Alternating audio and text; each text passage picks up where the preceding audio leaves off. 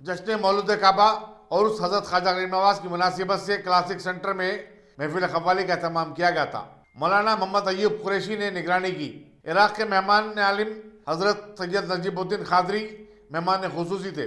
इस महफिल में मौलाना कबूल पाशा खादरी शुत्तारी, मौलाना हमीद रहमानी चिश्ती, हाफिज मुजफ्फर हुसैन बंदा नवाजी, मौलाना ख्वाजा गयासुद्दीन अजमेरी और दूसरे भी शरीक थे।